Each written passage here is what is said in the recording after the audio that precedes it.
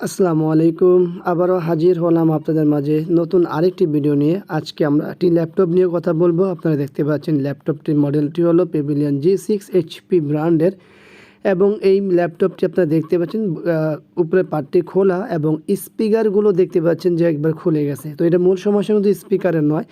আমরা সব দেখার চেষ্টা করছি যে বোর্ডগুলোতে দেখুন কী পরিমাণ ফাঙ্গাস বা আদার্স ময়লা ধুলাবালি জমে গেছে।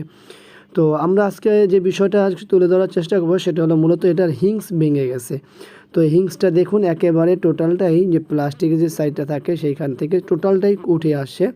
তো এই হিংস ভাঙার পিছনে অনেকগুলো কারণ থাকে, তার মধ্যে উল্লেখযোগ্য হচ্ছে উপরের যে গার্ডটা থাকে যেটাকে মুভ করার জন্য করা হয়, সেই জায়গাগুলোতে ধুলাবালি ঢুকতে ঢুকতে ওটা টাইট হয়ে যায়।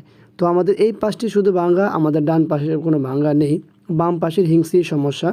আর এই হিংস ভাঙলে কিন্তু আরেকটি সমস্যা হয়, অনেক ক্ষেত্রে আমাদের দেখতে পাই যে কুলিং ফ্যান চলে না, কারণ হচ্ছে ওই হিংসের ভাঙা গোড়াগুলো কুলিং ফ্যানের ভিতরে ঢুকে যায়। তো আসলে এটার ক্ষেত্রে কি সেটা কিনা দেখুন, হাত দিয়ে ঘোরাচ্ছি, দেখুন ফ্যান টাইট হয়ে গেছে, প্রচণ্ড টাইট।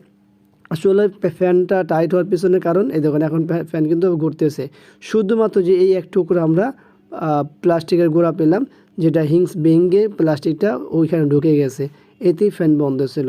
তো যাই হোক, আজকে ছোটো একটি ভিডিও, সেটা হলো যে আমরা হিংসের কাজ করি সেই বিষয়ে আর কি ভিডিও দেওয়ার চেষ্টা করব।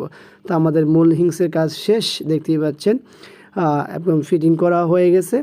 তো আশা করি ভিডিওটি আপনাদের ভালো লাগবে। ভিডিওটি ভালো লাগলে অবশ্যই লাইক করবেন, কমেন্টস করবেন, শেয়ার করবেন, আর অবশ্যই আমাদের এই চ্যানেলটি সাবস্ক্রাইব করবেন, পাশে থাকা বেল বাটন চাপ দিয়ে রাখবেন। আর কাজটা কত ফিনিশিং হয়েছে দেখতে পেয়েছেন যে কোনো জায়গায় কোনো কিছু দেখা যাচ্ছে না, একেবারে কিন্তু ক্লিয়ার। তো এইটা হলো মূল বিষয়, কাজ করার ফিনিশিংটাই হলো মূল।